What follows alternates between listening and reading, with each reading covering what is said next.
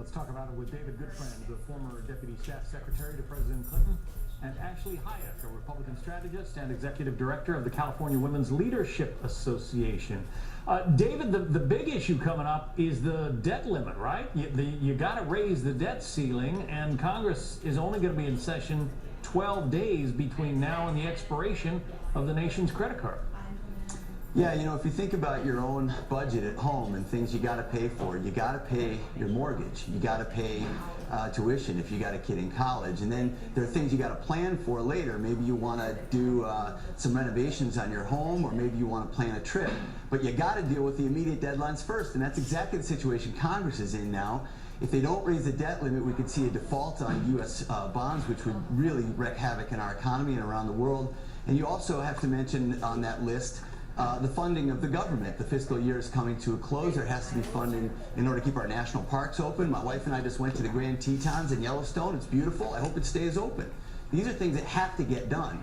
The problem Congress has is in dealing with those immediate time-sensitive needs, that's going to push back consideration of things like tax reform, infrastructure, things that I think all of us would like to see brought up. And they're running out of time before the midterm elections come upon us. There's a reason why we talk about the first 100 days of every presidency being so important. It's because that's when big things usually get done before everybody goes back into re-election mode. Now we're seeing Congress going into re-election mode for 2018 without any major legislation passed and running out of time to do it. All right, specifically, Ashley, when it comes to raising the debt ceiling, how confident are you that Congress can get it done? I think it's all speculation. You know, the congressional members are going to go back home, they're going to go to their districts, and they're going to be met with people who are very frustrated that no major legislation has passed so far. And so it's going to make them really have to focus on tax reform and making sure tax reform is passed by the end of the year. We've heard from the Speaker that he is insisting that it will be passed by the end of 2017. I do have faith that it will pass. You know, debt ceiling is going to be somewhat controversial because you'll have Republicans who don't want to add, who might not necessarily want, you know, just a clean increase in the debt ceiling. But ultimately, I think the number one priority is making sure tax reform so that, you know, individuals, families all have the benefit and economic opportunity that will result from the tax reform. Well, and tax reform, David, is not as anathema to Democrats as Obamacare reform or repeal and replacement was. Isn't that the case? Yeah, that's definitely the case. I mean, there's certainly room for bipartisan agreement on tax reform. I think that the Democrats have laid out some basic principles.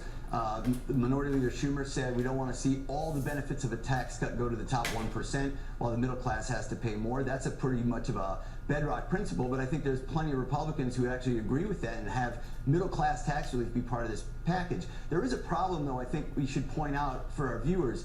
There was the expectation among Republicans that by repealing Obamacare, the ending of certain taxes that go with that would free up revenue to be treated in a tax reform scenario. Now they don't have that. There's no change to Obamacare. They've got to go back to the drawing board on what's going to pay for it. Are you going to increase the deficit with tax cuts, or are you going to pay for it by cutting something else? That's a new problem that I think Congress faces now, since it seems like Obamacare is here to stay, and I think that they've got to face that, especially if they decide to do this through what's called the budget reconciliation process, right. Doing it under a larger budget. But they have to do it.